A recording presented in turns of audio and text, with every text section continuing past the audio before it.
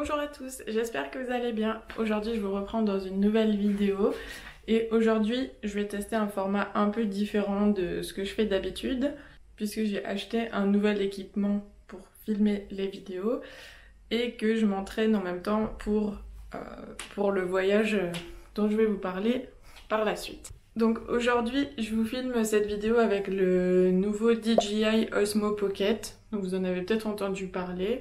En fait, c'est un concurrent de GoPro, en gros. Et en gros, c'est un tout petit appareil, donc je vous mettrai une image par ici. C'est un tout petit appareil qui permet de filmer à peu près avec la qualité d'un appareil photo, mais avec un format stabilisé. Donc aujourd'hui, je teste un peu pour voir ce que ça donne en format mouvement. Je suis désolée si la luminosité change, le temps est gris, mais il y a parfois un peu de soleil, donc on verra ce que ça donne tout au long de la vidéo. Aujourd'hui, je reviens vous parler du coup de plusieurs sujets qui concernent le voyage qu'on va faire d'ici 15 jours, même un peu moins que ça maintenant, je pense qu'on doit être à 12 jours avant le départ. Et donc je voulais vous parler un petit peu des derniers préparatifs, des petites choses qu'il faut prévoir avant de partir en road trip. Donc comme vous l'aurez certainement vu dans le titre, on part en road trip dans l'Ouest américain, donc le fameux road trip vraiment célèbre. Et donc aujourd'hui je vais vous parler un petit peu du voyage, des derniers préparatifs, et puis vous poser aussi quelques questions pour la suite. Donc pourquoi je fais cette vidéo et pourquoi je vais faire aussi les suivantes, c'est aussi pour me faire pour moi-même un journal de bord et pouvoir garder pas mal de souvenirs de ce voyage. Mais c'est aussi pour vous faire partager cette expérience parce que pour moi c'est le premier voyage un peu de ce style-là. Donc sachant qu'on est parti déjà aux États-Unis au mois d'octobre à New York, mais jusqu'à présent j'étais plutôt partie dans des destinations un peu citadines. Donc c'est vraiment des voyages très très différents en termes de préparation, en termes de visite une fois sur place. Là on n'est pas du tout sur le même genre de préparation en fait. Donc ce que je vais faire, c'est que je pense que je vais vous poser quelque part par là. Donc je vais pouvoir vous montrer un peu les derniers achats, ou en tout cas parmi les derniers. Donc il faut savoir du coup qu'on part la deuxième quinzaine de mars, ce qui fait que on va pas avoir forcément la même météo que ce qu'on voit en général dans les films ou dans les vidéos, puisque en général on voit tout le temps que sur le road trip ouest américain il fait super chaud, que tout le monde est en t-shirt et que du coup il faut beaucoup s'hydrater, etc. Là ça va être un petit peu différent. Donc actuellement, vu qu'on commence à arriver en moins de 15 jours avant le départ, je regarde régulièrement la météo pour voir un petit peu où est-ce qu'on en est. Actuellement, je crois qu'on est sur une mauvaise année parce que même à Los Angeles, il a l'air de pleuvoir pas mal. Donc j'espère que ça va aller, je croise les doigts. En tout cas, on va avoir de la neige, on va avoir sûrement du soleil, un peu de pluie peut-être. Donc on risque d'avoir vraiment toutes les météos. Donc en gros, il va falloir qu'on prenne du maillot de bain jusqu'au bonnet dans les valises. Donc je sens que ça va être assez comique au moment où il va falloir faire les valises. En termes de voyage, en fait ça fait 1 an du coup qu'on sait qu'on part là-bas, sur cette période-là. On a acheté nos billets au mois de juin si je me trompe pas, et on a pris les billets à des prix intermédiaires. Donc du coup on se retrouve à faire un Paris-Francfort, Los Angeles. Mais ça nous permettait d'économiser à peu près 400 € sur les 2 billets par rapport à un Air France qui aurait fait un Paris-Los Angeles direct. Et à la fois, je n'avais pas envie de prendre en low cost, qui eux sont beaucoup moins chers, mais en même temps il faut aussi rajouter pour les bagages, on n'a vraiment pas vraiment de confort dans l'avion. Et comme là, on a quand même 11 heures de vol entre l'Europe et Los Angeles, je pensais qu'il fallait quand même avoir un minimum de confort. Donc au final, nos billets d'avion, ils nous sont revenus aux environs de 850 € pour 2 personnes aller-retour. Donc ce qui est vraiment très très correct pour cette destination. Ensuite, pour le reste, la question c'était comment on s'organise pour tout organiser justement. Donc au niveau des hôtels et de tout le voyage, en fait c'est nous qui avons préparé et tout organisé, donc il a fallu choisir le parcours. Ça c'est pas vraiment évident parce qu'il faut se caler sur un certain nombre de jours. Il faut voir est-ce qu'on préfère faire la route le matin, l'après-midi, combien d'heures de route maximum par jour on veut faire. Il faut aussi prévoir du coup les lieux qu'on veut visiter, combien de temps on veut rester sur chaque lieu, combien de nuits on passe sur chaque lieu.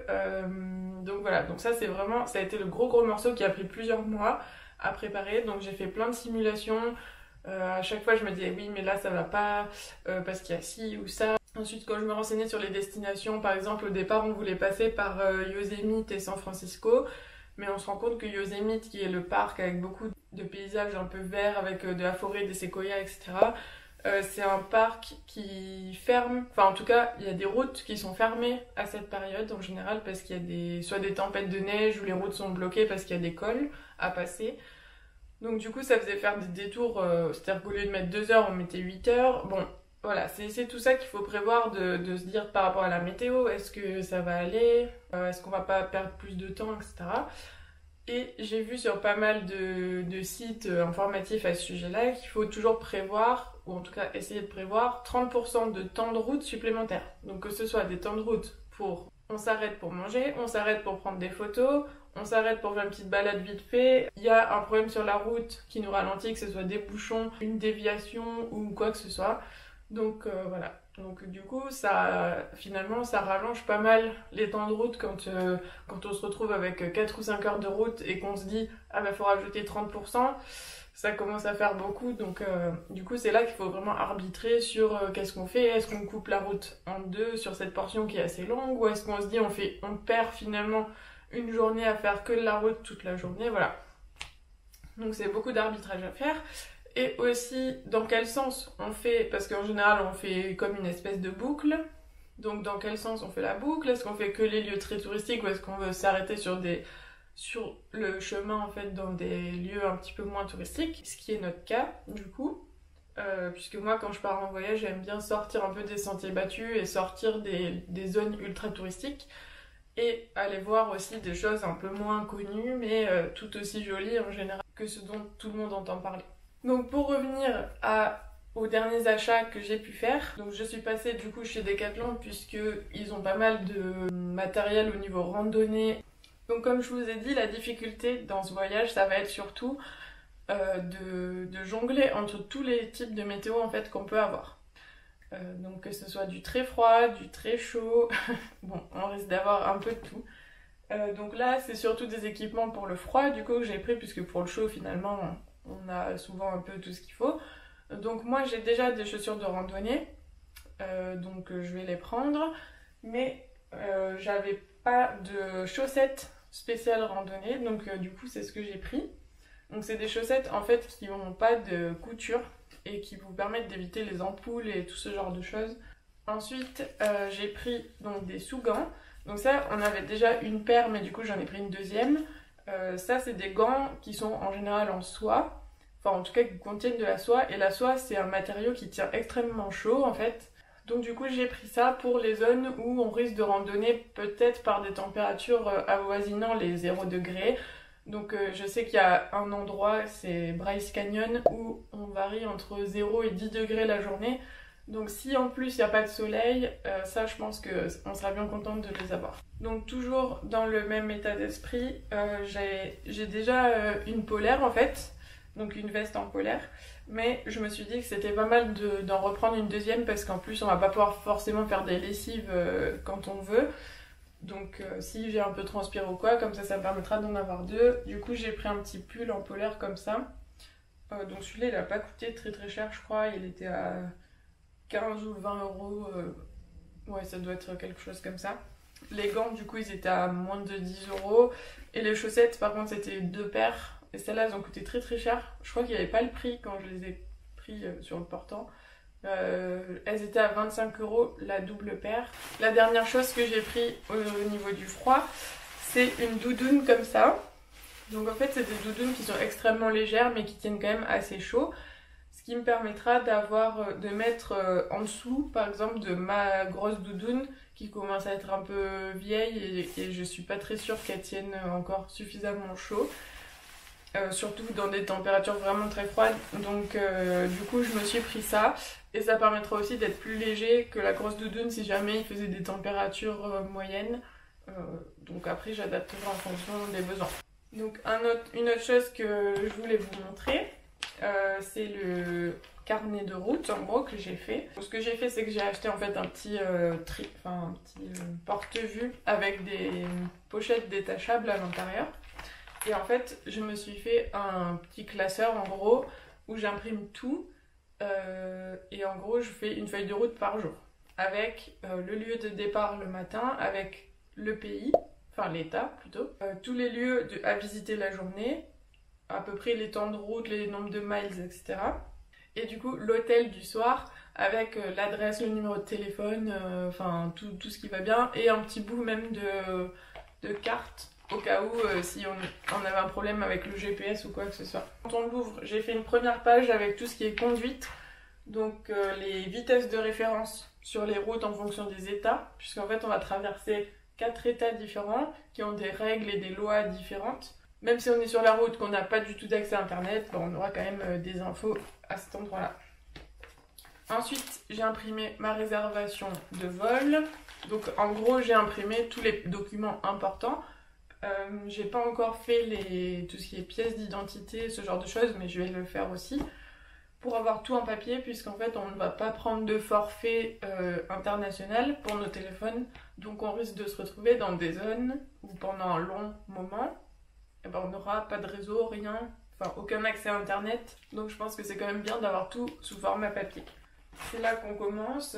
Donc ici typiquement donc on a le matin, là c'est des choses à faire pour avant le départ, l'hôtel d'arrivée pour le premier jour où on part avec des copies d'écran en gros de l'arrivée à l'hôtel au cas où le GPS ne trouverait pas l'adresse correctement, la réservation pour la voiture, et puis ensuite j'ai trouvé un site qui s'appelle Road Trippin, donc je vous mettrai le lien en barre d'infos.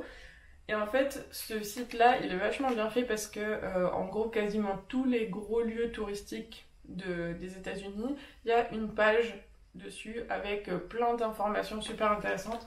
Donc du coup, j'ai pris la page de tous les lieux où on va aller et je l'ai imprimée pour avoir ça sous la main si jamais. Sinon, au niveau de l'état d'esprit, donc actuellement, je commence à être vraiment pressée que la date arrive. On commence à prévoir tous les derniers petits détails. Et pour l'instant, donc je suis en train de rédiger la liste des bagages, donc pour rien oublier. Et en plus, on a une autre contrainte, c'est que du coup, comme vous voyez derrière, on a nos petits chats. Et du coup, nos chats, il faut que qu'on les amène à mes parents la semaine prochaine, donc un week-end avant de partir. Ce qui fait que dans le budget, en gros, si vous avez des animaux, il faut prévoir aussi le mode de garde quand vous partez comme ça, puisque nous, ça nous a rajouté quand même 2 allers-retours à Bordeaux, du coup, pour aller les porter et les rechercher quand on reviendra. Du coup, j'ai plusieurs questions pour vous. La première question, c'est que je vais faire des vidéos du voyage complet, mais est-ce que vous préférez des vidéos journalières, donc vlog quotidien? Est-ce que vous préférez 2-3 vidéos par semaine, ou est-ce que vous préférez un weekly vlog, donc une semaine, ou carrément une seule vidéo pour tout le voyage? Donc personnellement, je suis plutôt tentée de faire une vidéo par jour parce que je pense que ça va être plutôt pas mal et qu'on va voir tellement de choses que, à mon avis, il y aura de quoi remplir une vidéo par jour. Mais je veux bien votre avis du coup en fonction de ce que vous préférez. Pour moi, les vlogs, ça va être vraiment une grande nouveauté parce que j'en ai quasiment jamais fait dans un vrai format vlog. Donc j'ai hâte de m'y mettre et je pense que ça va être fun. L'autre question du coup c'est est-ce que ça vous tente d'avoir une vidéo budget voyage et vraiment organisation du voyage, donc vraiment comment je me suis organisée pour préparer tout ça. Donc si ça vous tente, dites-le moi en commentaire et je verrai pour vous faire ça au retour, sachant que j'aurais pu avoir l'expérience du coup de si j'ai fait des erreurs dans la préparation ou pas. Sinon en termes de parcours, donc du coup on arrive à Los Angeles, donc on reste deux jours sur place à peu près, et ensuite on prend la route, on commence par la vallée de la mort, donc je vais vous mettre un peu des images par là, donc on commence par la vallée de la mort, ensuite on fait Las Vegas, Valley of Fire, Zion Park, Bryce Canyon. Le lendemain on fait des lieux qui sont un peu moins connus, donc là j'ai plus en tête les noms. Après on fait Antelope Canyon, Lake Powell, Horseshoe Bend, donc ça c'est des endroits ultra connus. Ensuite on fait Monument Valley, Grand Canyon, Joshua Tree, et en revenant de Joshua Tree on fera Palm Springs je pense, et puis ensuite on revient sur Los Angeles pour quelques jours. On pense aussi aller à Universal Studios à Hollywood et puis visiter Los Angeles forcément. Donc voilà pour le périple qui est qui est tant attendu. Donc en attendant, je vais continuer à checker la météo en espérant qu'ils annoncent pas trop de pluie ou de choses comme ça, parce qu'en ce moment c'est vraiment l'horreur. Mais j'espère que ça ira bien du coup. Et puis bah du coup on se retrouve très vite pour plein de belles aventures.